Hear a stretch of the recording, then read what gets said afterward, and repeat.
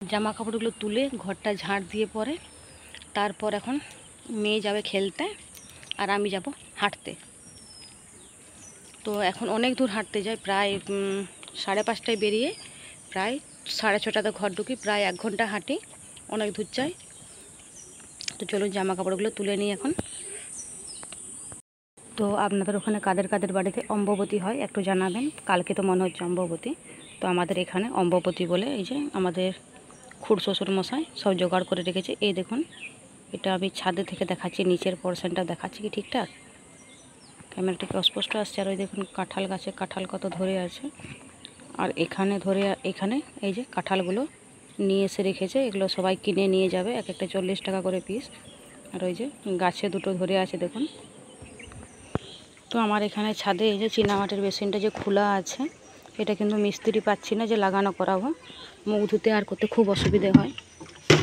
কী করবো, লোক না পাওয়া গেলে কিচ্ছু করার নেই, এটা খোলা আছে আর আমরা তো এসব কাজ করতে পারবো না, যেহেতু নিচেই আমার মানে 2টো রুম, একটা বারান্দাতেই রান্না করি, তার জায়গা নেই, কোনো শেড টেড রাখেনি ঘরটার, তার জন্য এই যে ছাদে জড়ো করে রাখা হয়েছে। জ্বালানোর নেটগুলো সে প্লাস্টারের সময় খোলা হয়েছিল, তো নেটগুলো আর লাগানো হয়নি সেই থেকে। লোক পাওয়া যাচ্ছে না, হাজব্যান্ড খুবই ব্যস্ত থাকে, এসে পড়ে মানে 2 দিনকার জন্য আসে, আর মানে কুলে উঠতে পারে না সময়, সমস্ত সংসারের কাজকর্ম করে দিয়ে যেতে হয় বাগিয়ে গুছিয়ে, যেহেতু বাইরে থাকে। যে এদিকে চারদিকে সব জিনিস খোলা আছে, এখন রাখা আছে, কোনো মতে বাগানো কিছু হয়নি এখনও, তো আস্তে আস্তে বাগানো হবে। আর এই যে এখানে কারেন্টের তার আছে বলে পাঁচিরটা দেওয়া আছে, এখানেও কিন্তু একটা ছোট্ট ঠাকুর ঘর হবে, তো আমরা অপেক্ষা করে বসে আছি এই তারগুলো কখন কেবেল হবে, কেবেল হলেই আমরা ঠাকুর ঘরটা শুরু করব। তো এইদিকে দেখুন ঠাকুর ঘরের পজিশনের কতটা জায়গা আমার রাখা আছে, এই যে এই সাইডে মিস্ত্রিদের কাজের কিছু জিনিস রাখা আছে। এই যে আমার হাজব্যান্ড ডিভিসিতে চাকরি করে, তার জন্য এই যে টুপিগুলো, সেফটি টুপিগুলো এখানে রাখা আছে। এখানে দেখুন অনেকটা জায়গা আছে, ঠাকুর ঘর একটা বেশ বড় সড়ো হয়ে যাবে। সব বাসন ধোয়া হয়ে গেছে, আর মেয়ে দুপুরবেলায় ভাত খায়নি, তাই তার খাবার রয়ে গেছে। আর এটা যে ধোসা বানাবো সেটার জন্য চালটা ভিজিয়ে রেখেছি, চা বানিয়ে কিন্তু আমি খেয়ে নিলাম। আর এই যে ঝাড় দিতে শুরু করে দিয়েছি, ওই ঘরটা আমি ঝাড় দিয়ে চলে এসেছি, এবার এই ঘরটা ঝাড় দিচ্ছি। তা করতে করতে মেয়ে দেখছি 5:45 বাজছে, এখন বিকেল 5:45। তো এই দেখুন মেয়ে পড়তে বসে গেছে, একটু পরে খেলতে বেরোবে, তার আগে পড়াশোনা করে নিচ্ছে। তো আমি এখন ঝাড় দিয়ে ঘরটা আগে বাগিয়ে নিই, যেহেতু বৃহস্পতিবার তাড়াতাড়ি করে ঝাঁটপাট দিয়ে বাগিয়ে গুছিয়ে রাখতে হয় ঘর। শুধু বৃহস্পতিবার না, প্রত্যেক দিনই ঘর দুয়ার বাগিয়ে গুছিয়ে রাখতে হয়। তো অন্য দিন আমি ভিডিওতে দেখাই সকাল থেকে আমি কী কাজকর্ম করলাম। এই যে আমার মেয়ের খাবারগুলো এখনও খায়নি, খুব বদমাইশ, প্রত্যেক দিন 12টার সময়তে জলখাবার খেয়ে দিয়ে ঘুমিয়ে যাচ্ছে, আর উঠাতে পারছি না। ও ছোটো থেকে আমি অভ্যাসটাই ওরকম করে রেখেছি, মানে একা ঘরে কাজ সামলাতে পারতাম না, ওর বাবা ডিউটি যেত 6টা to 8টা, তখন আমি একা হাতে মানুষ করতে হিমশিম খেয়ে যেতাম, সারা টাইমটা ঘুম পাড়িয়ে রাখতাম। তো এখন সেটা এমন অভ্যেসে পরিণত হয়েছে, এখন মর্নিং স্কুল হচ্ছে বলে যে এসে পরে জলখাবারটি খাচ্ছে, খেয়ে দিয়ে পরে একটু দোকান যদি যেতে মন যাচ্ছে, নিজে যদি কিছু খেতে মন যাচ্ছে, মানে আমি এনে রাখি, না এনে রাখা হয় না, যদি ওরও যদি আরও কিছু এক্সট্রা করে খেতে মন যায় সেগুলো এনে রাখে, নিজে নিজে আনে, তারপরে আবার ঘুমিয়ে যায়।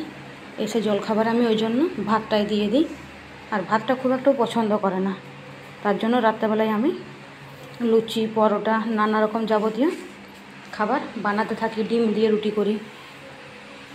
তো আজকে আমি বানিয়ে নেব আলু দিয়ে মশলা ধোসা আর সস দিয়ে খেয়ে নেব। তো আপনারা কিন্তু রাত্রিবেলায় 9টার সময় থাকবেন আজকে লাইভে। তো আজকের এই ভিডিওটা কিন্তু আমি আজকে সন্ধেবেলাতেই দেবো, কারণ আমি এভরিডে 3টের সময়তে ভিডিও দিচ্ছি, ভিউজ পাচ্ছি না, তার জন্য একদিনে 2টো ভিডিও দেওয়া যায় নাকি আজকে আমাকে একবার চেক করতে হবে।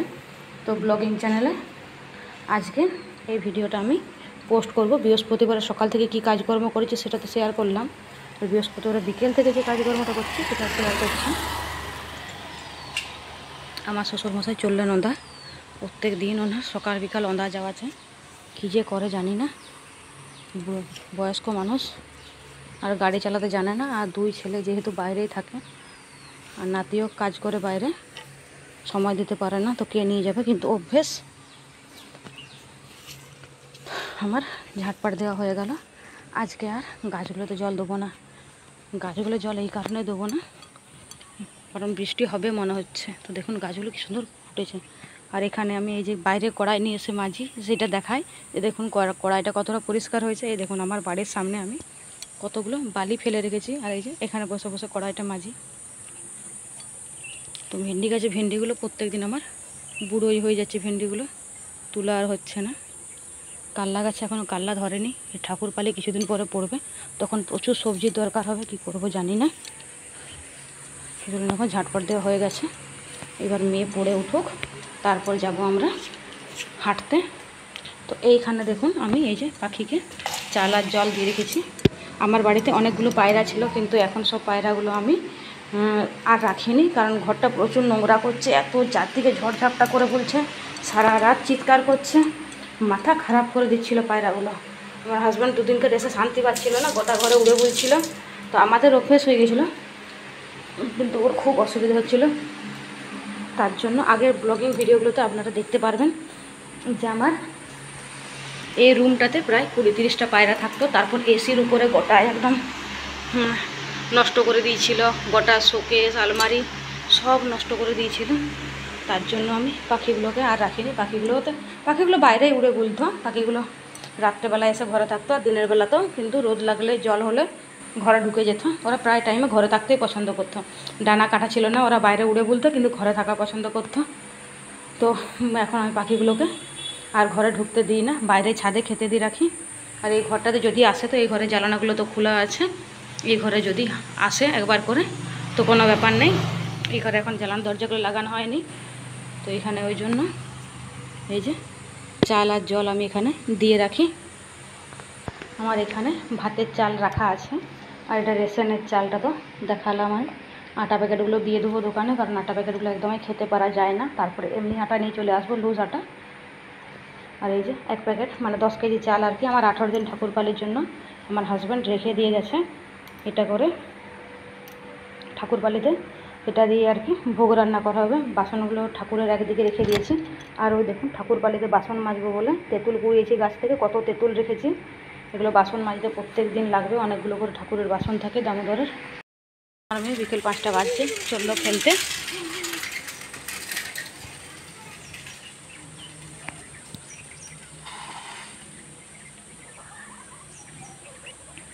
অনেক দূর যায়, ওইদিকে যেয়ে পড়ে, ওইদিকে চাষা পাড়া আছে আমাদের দিকে পাড়া, মানে গ্রামের শেষ আর কি, ওখানে যায় খেলতে। 3 জনে এই যে হাঁটতে বেরিয়ে গেছি। এখানে গ্রামের পরিবেশ, এই যে ভেড়া কি সুন্দর এই যে চড়াচ্ছে হাঁটতে বেরিয়ে।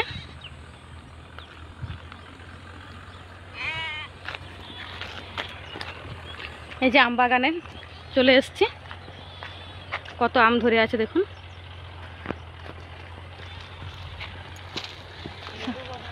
আম বাগান, লেবু বাগানে আমরা হাঁটতে চলে এসেছি। পরিবেশ দেখুন, এই যে সজনা গাছ, কলা গাছ। আজকে তো আপনাদের সঙ্গে বেশি আমি গাছে শেয়ার করছি। কি সুন্দর ইঁচড়গুলো ধরে আছে দেখুন। আর এটা হচ্ছে গেস্ট হাউস, এখানে চাষ করে, এই যে চাষ করে এখানে বাড়িটা থাকে।